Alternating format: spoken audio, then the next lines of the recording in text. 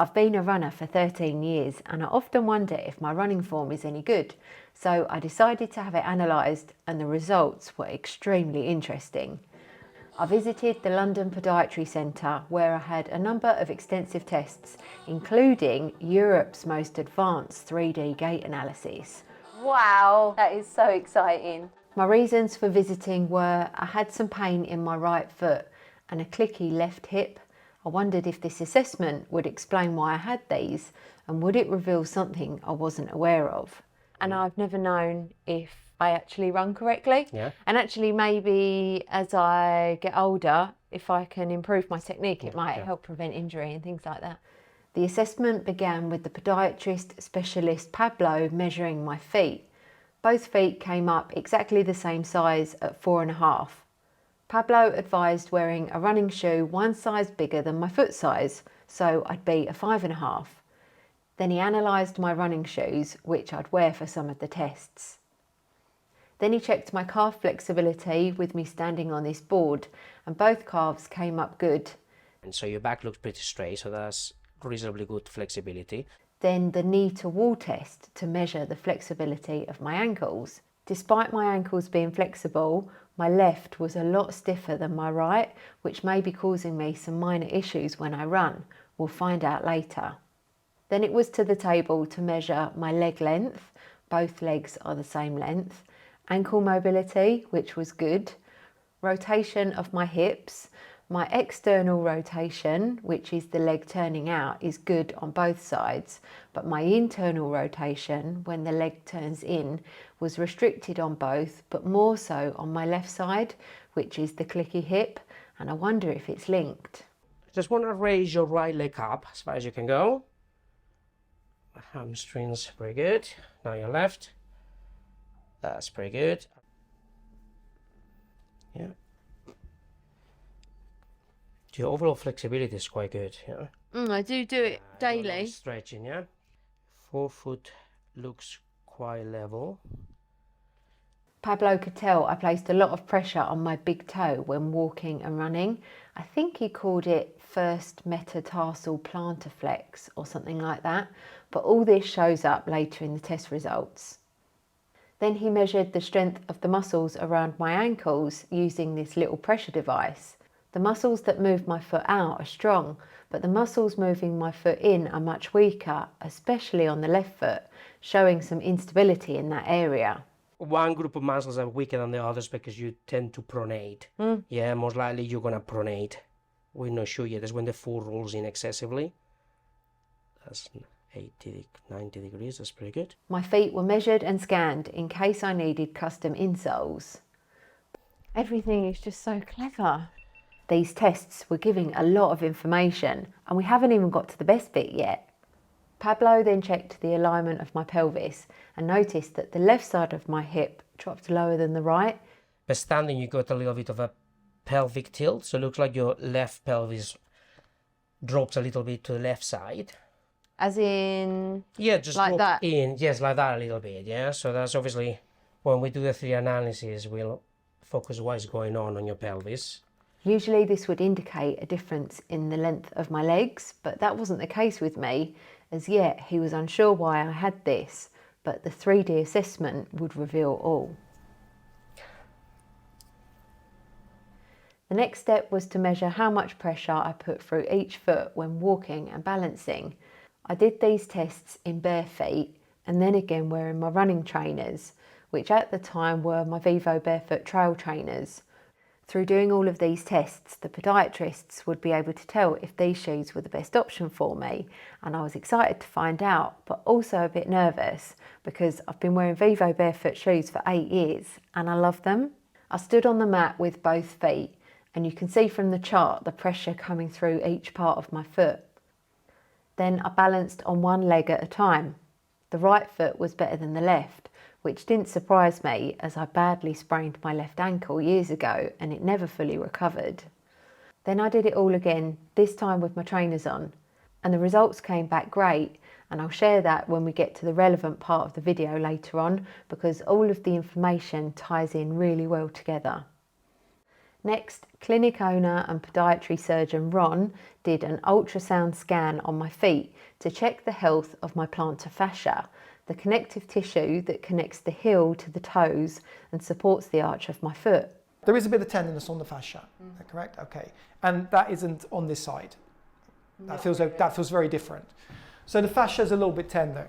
I'd had some foot pain in my right foot on and off for several years and suspected it was plantar fasciitis.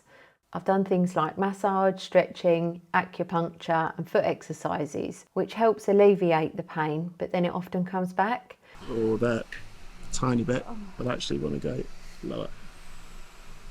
Yeah, that. You feel that one? Yeah. You feel it come into that part of the foot, yeah?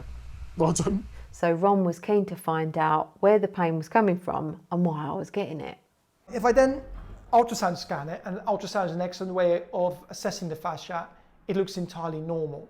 So if I measure the fascia now, you will see that it does measure normal thickness at 2.1 millimeters. Anything below 4 millimeters is normal. So the good news is you've got low-grade irritation of the fascia, but it's not causing any significant damage. It turns out I haven't got plantar fasciitis because the fascia looks healthy, but given that I still experience a bit of pain, then it does show that I've got an issue. But the big question now is, what is it about your gait, about your biomechanics that is loading the fascia? But what we'll do is we'll go through the gait analysis in due course. From that, no stone is left unturned. It's very likely we're going to be able to find out why you're getting this problem. If we know why this problem's occurring, we're much more likely to be able to resolve it. Ron noticed that I had a small bunion on my right foot with the big toe joint having some restriction, a result of squeezing my feet into fashion shoes with a pointy toe for many years when I was younger. And this small bunion is likely contributing to the foot pain and causing my arch to collapse inward. In an attempt to get my feet back to a healthy shape, as I've already mentioned, I've been wearing barefoot shoes for 8 years. Before that, I wore traditional shoes with a narrow toe box, which squashed my toes together, causing this bunion. In contrast, the barefoot shoes have a wide toe box, which then allows my feet and toes to spread, and this has improved the bunion significantly over the years, but this right toe could still benefit from moving a bit further out here, so I have a plan to try and fix that, and I'll be making a video about that soon. If you're wanting to move away from shoe-shaped shoes and instead try foot-shaped shoes, I've added a link to Vivo Barefoot in the description along with a discount code. So now it's time for the best bit, the 3D gait analysis. And we're going to do the exciting part, which is the 3D. Wow. That is so exciting. Pablo did 2 tests. The first was having reflective stickers stuck along my spine from my neck to my hips. These stickers would be picked up by the cameras around the room, assessing how my spine and pelvis moves when walking and running. Are you ready? I am. Okay, it's going to be walking. Yeah. Starts with a bit of a kick. Yeah. You okay with the speed? Yes, good. Okay, let's reach 445. I'm happy with that. Great. Now we're gonna increase the speed now. Okay. And we're gonna do a bit of running now, okay? Yep. You ready? I am. Now start running. Reach 8. You happy with that speed? Sounds good. Yeah.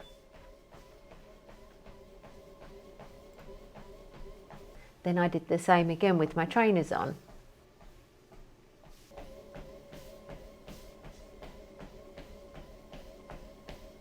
Then the super fancy analysis. 40 reflective balls were strategically stuck to my body, the front and back of my hips, around my knees and on my feet and ankles. This motion capture technology is the same that's used in CGI special effects movies and medical research, which is so cool, and I was so excited to find out what it would reveal. While Pablo sticks these reflective balls to my body, I thought I'd let you know the kind of people this assessment is good for. As you would imagine, the clinic sees athletes and runners who want to learn how their body moves and how to prevent injury. Ron also explains he sees people who experience pain who have tried other treatments and therapies but without success. Often having an assessment like this can find the root of the problem, which then allows for a prescriptive treatment working alongside other professionals like physiotherapists, personal trainers and even dentists. Ron shared a fascinating fact that how having a collapsed arch in one foot can travel all the way up to the top of the body and cause a misalignment in the jawline. How fascinating is that? With these 40 markers stuck to my body, I walked on the treadmill in bare feet.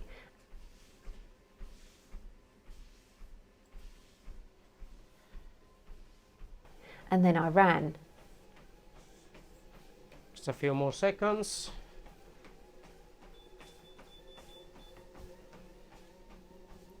And this is what it looked like on the cameras. We've now turned you into a kind of a mechanical 3D person, and you can see, you know, we can evaluate this from all angles. But obviously what this now does is gives us all the data. The vast majority of gait analysis in the UK won't have this level of technology, but this is what really makes it a very scientific process, you know, where we can really measure things rather than just observe. So there are there's lots of graphs and things that will come from this, and I look forward to talking to you about all the results and figuring out exactly why you're getting your plantar fasciitis on that right side. Yeah, that'd be great. The assessment was so comprehensive, it took about 2 hours, so now it's time for the results. Hooray! But just quickly, I want to let you know, I've made a video showing the whole assessment and sharing all of the results, which I've linked in the description. That's on my treatments and therapies channel. And if you like stuff like this, you're going to find it fascinating. So with all those tests, it took a week or so for head podiatrist Ron to analyse the data and put the results together. I thought my balance was pretty good, but the results didn't really reflect that. This is probably because I have some weakness in my feet and ankles. Here are my balance scores. As you can see, my balance improves quite a lot when I wear my shoes, and I'm guessing it's because the shoes have a flat sole without any cushioning, so my feet can feel the ground. So therefore, we've got objective evidence that these shoes are actually enhancing your biomechanical function. Wow. So that makes me quite happy, and That makes me happy. yeah. So you've significantly improved in balance just by wearing that type of shoe, which actually gives you no support at all. But I think it's more about proprioceptive awareness. And when you have something around your foot, it does provide you with more biofeedback. You've got more bits in contact with your foot that can provide sensory feedback. The left pelvic tilt Pablo picked up on earlier in the assessment showed up in many of the test results too. And I only just learnt that this hip tilt has a name, Trendelenburg. Trendelenburg? And it looks like this, which is weird because I've seen this when I watch videos of myself running, but I've never actually known it was a thing. And it turns out this left pelvic tilt is travelling up and down my body, causing other imbalances. But if we look at the shift of your head clearly looks straighter here than it does here. Wow. Here it's more deviated. What I'm going to do is go straight to the 3D analysis now whilst we've got this image in our head so we can actually see. So we're saying increased left pelvic tilt. What I'm interested in is this graph. Now this graph looks at your pelvis and we can see that the red line, which is the left, is lower. So this is over all of the steps you've taken, and this is far more scientific. So it shows that your left pelvis does drop more than your right. My left foot is turning in on every step, which is coming from my hip. When you're looking directly behind the patient, you shouldn't be able to see the big toe. This means that your foot is moving in. It's coming from the hip, and we know that because I'll show you that in a moment. Now, that could just be a dodgy step. You might just have landed badly. But if we look at this in shoes, it's happening again. That makes me a bit more suspicious that we're looking here at an imbalance where you're very much in-toed on the left side. What's going on? Why is that happening? So what I do is I go and look at your 3D data. And in fact, when we look at the hip, we can see that the left hip is rotating inwards. So we now know that you have an issue with that left hip where you've got too much inward rotation. And my left hip doesn't flex and move behind my body as much as it does on my right, which is then causing a change in the function of my knee. And again, that's because you can't have an asymmetry in your hip and your pelvis without it affecting your knee. In this case, focal area is the hip, the left hip. That's what's, that's the primary issue here. So that explains why my left hip has always felt sticky and clicky. These are the exercises I'm doing to help with that hip, to strengthen my glute medius, which is then going to stabilise my core and my pelvis. And I'm also working to increase the rotation in my hip joint. And by doing this stuff, it will not only improve the function of my hip, but then alleviate other issues up and down my body, as most are being caused by this left pelvic tilt. If we see improvements in one, we tend to see improvements in the other. It's all part of the kinetic chain. So now let's explore why I'm getting the foot pain. My right foot is pronating, which means the foot is collapsing in. I've got that small bunion, which is causing the right toe to become a little bit stiff.